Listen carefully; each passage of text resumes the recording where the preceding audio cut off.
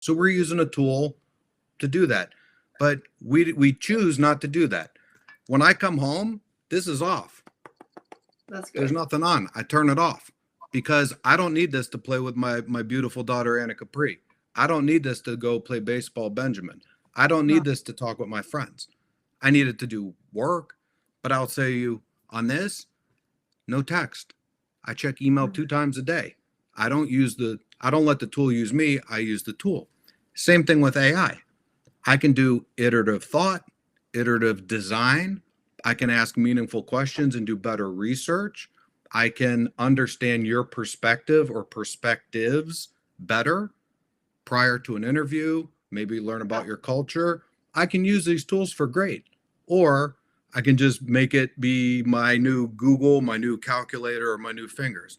So this is Yeah. our choice on how we use the tool. It's also Yeah. our choice on how much we use the tool and how dependent we are. Because if little kids see mommy doing this all day, right? Yeah. Of course, they do the same. They do the same. And then Yeah. if they see dad doing this all day and then doing this all day, and they see mom and dad doing this all day or Yeah. It's doing, horrible. doing Yeah.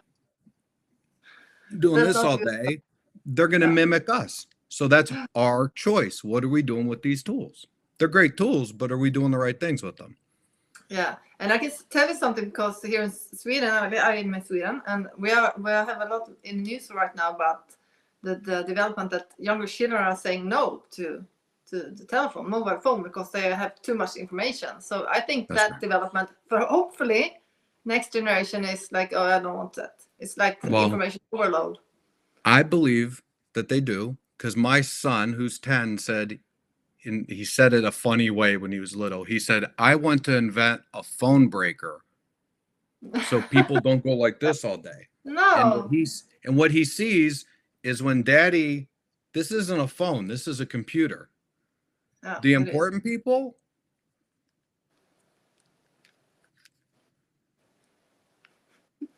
see, Yeah, that one, right? I would like to have that one again. That's better. Yeah. Nokia, Yeah. right? No smartphone. $50. Yeah. Guess what? It's a phone. We talk on it. Yeah. Wow. So would you imagine that a person that has one of these has this off, and if someone needs to talk to me, this is $50, right? You are such a role model. This is really amazing because this people need to hear. I hope that it's a development that really gonna be that And way. I'm in Because tech, so I should be with all this fancy stuff. I yeah, have that but you little perhaps stupid phone. you have so much information. I mean, people that are like me. I'm sitting a lot in the computer, but I also have I have the mobile phone as a tool as well. But it's so much stuff there on that you have to use it. But then I guess, okay, perhaps the younger generation now do what you do. Buy the no smartphones, stop the smartphones. Well, They're the not useful. smartphones aren't smart. The people are dumb, and the Yeah, phone is now their brain. yeah. But if you talk more about this, about like with AI, how it rises and everything, also, of course, has to do the digitalization and mobile phone also. But I'm just curious because people are like, when we talk about uncertainty in future regarding this, you told me about this. There's a lot of positive things you can use with AI. But people say, okay, what about the jobs? What about the privacy? But what about the sense of identity? You know, people get stuck in that focus when you talk about AI. And Yeah. then I want to go into this about trust. That Mhm. what is the future of trust? I You want know? to talk about the job stuff. So I'm going to use America as an example, but there's an equivalent everywhere. Okay. Yeah, please do. Not too long ago, when you went to school, college, like my parents' generation, you had to be smart to get into school. And college wasn't for everybody. We go K through 12 here, high school's 9 to 12, and then there's college. College has turned into 13th grade. 13th grade.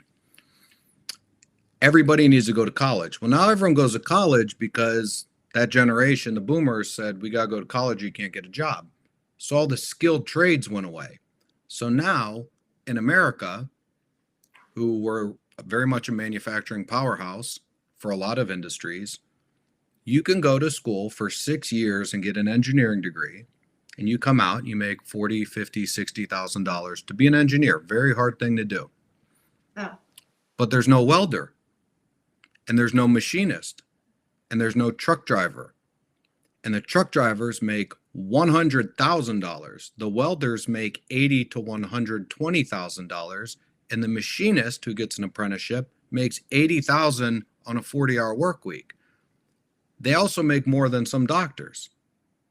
So when you get too much of this, the skill stuff goes away. Now you're seeing, when I'm good at this and all this, what are my skills? I hope that I don't have 5 years of only being able to do math with one of these. But if you ask me what 2 plus 2 is, I have to go. And that's what we've become at work. Make the presentation. Well, ChatGPT, the sales pitch that's persuasive for a person in a red jacket. Well, I learned nothing about you. So now, what is your actual skill and what's your value if this can beat you at everything?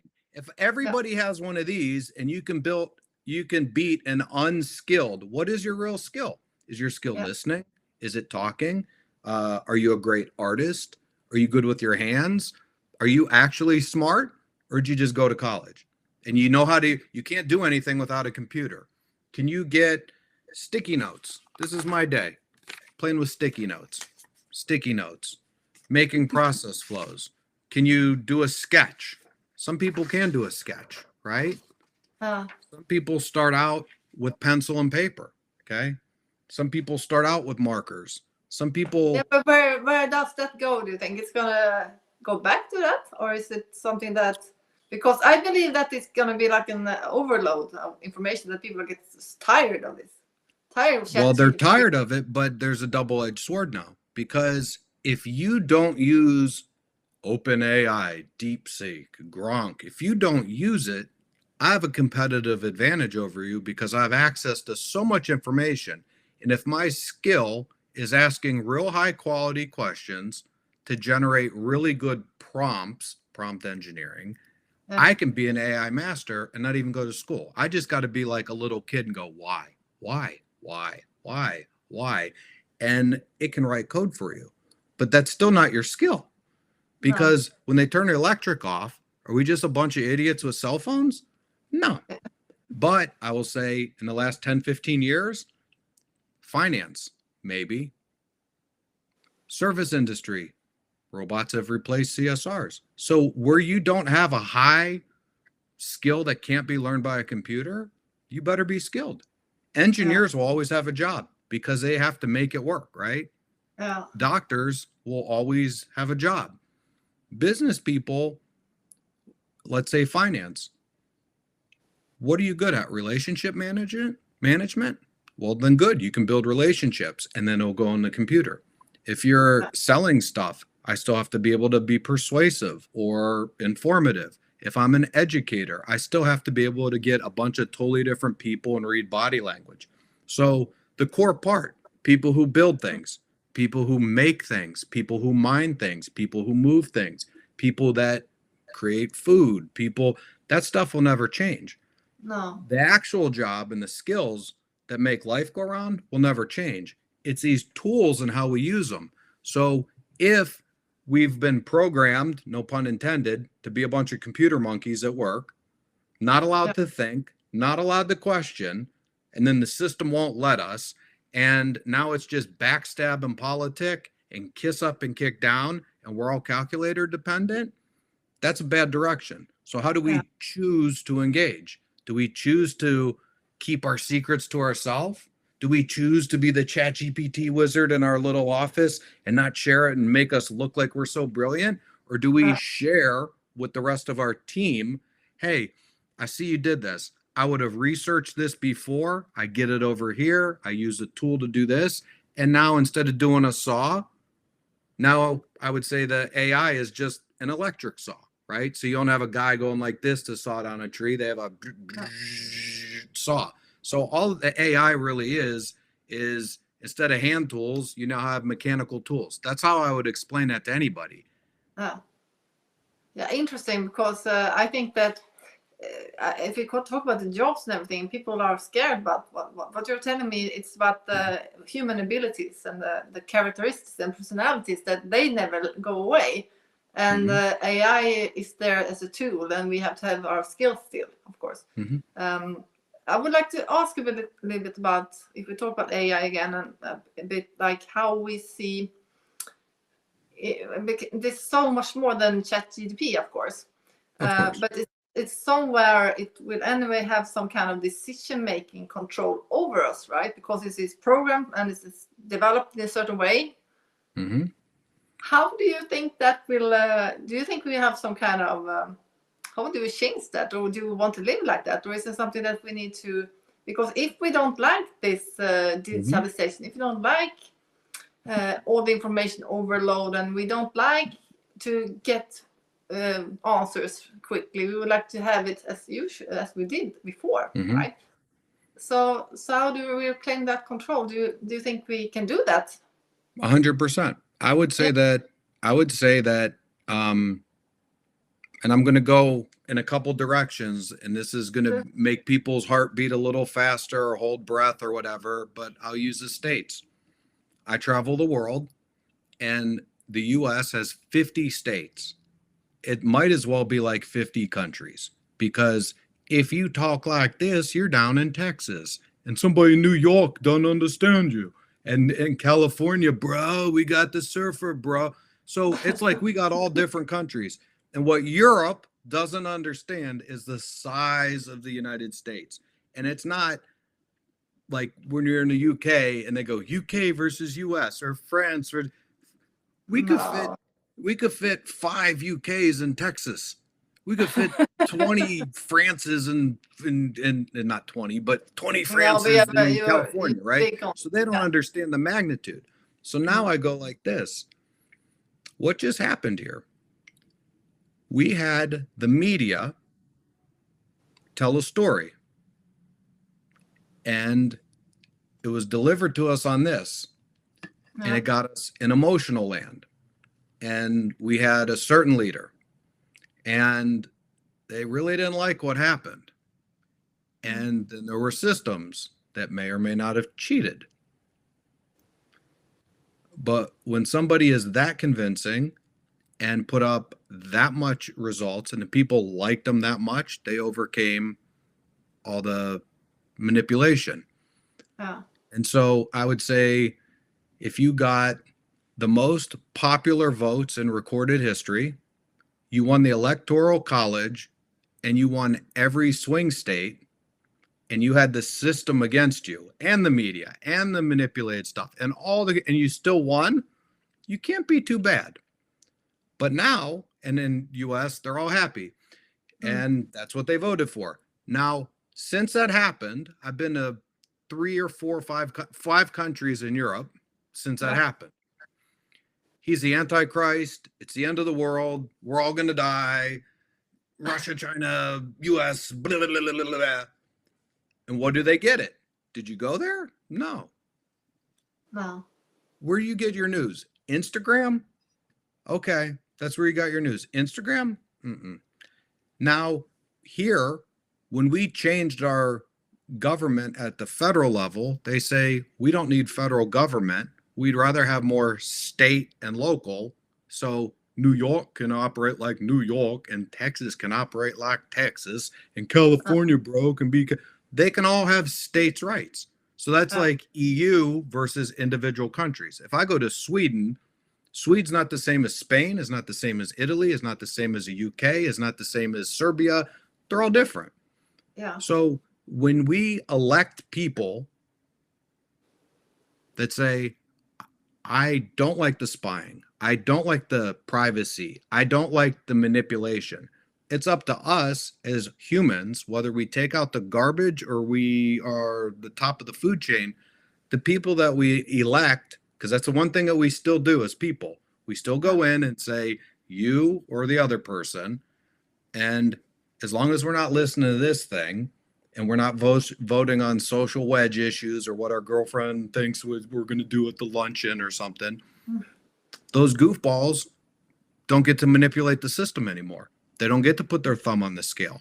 So if you're afraid of AI, not you, but if someone's afraid of AI, really what they're afraid of is their local, state, or federal government putting their thumb on the scale. No freedom. So there are countries in the world that the government controls everything. You can use a certain country that left the European Union and see how it's going right now.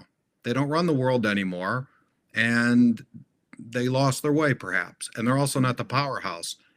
Too much regulations, too much bureaucracy, and they don't make anything, they don't mine anything, they don't contribute to technology. You have people from everywhere else coming there, and they said, hey, country that starts with an R, we don't like you. But US, we don't like you either. So they've become,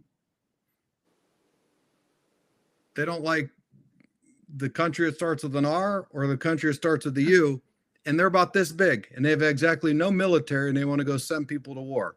So you see another perspective. Now, the people there will say, you're wrong, you're a wanka, blah, blah, blah. Okay, why? Is that your opinion, or did social media tell you that? Did the news that's manipulated by your government tell you that? Did you go to your echo chamber that you built on products you like with people that hear that you resonate with, and all you're getting back is a mirror image of what you like, because their job, the tech company's job, is to keep you on this app as long as possible to extract you. So that's a choice. Do I want to use the tool, or do I want the tool to use me? Because the governments, big or small, local, state, federal, or city, country, EU, or whatever it is, do you want them to use these tools against you? Vote the right people in and choose what you put and don't put, and choose how you use a tool and don't use a tool, and vote on laws that enable you freedom and don't have all these restrictions and bureaucracies. And you see a lot of countries right now that went, just like you said, tech went too far this way, now it's going this way. Well, in politics or governments, you're seeing countries over the last 5-10 years all the way this way, and now there's a lot of them that are going all the way that way, right? So that swing has happened. I really think if you're scared of AI, you either have no real skill or you're scared of your government, but you're not scared of the tool, because the hammer doesn't get up and hit you in the hand. The saw doesn't get up and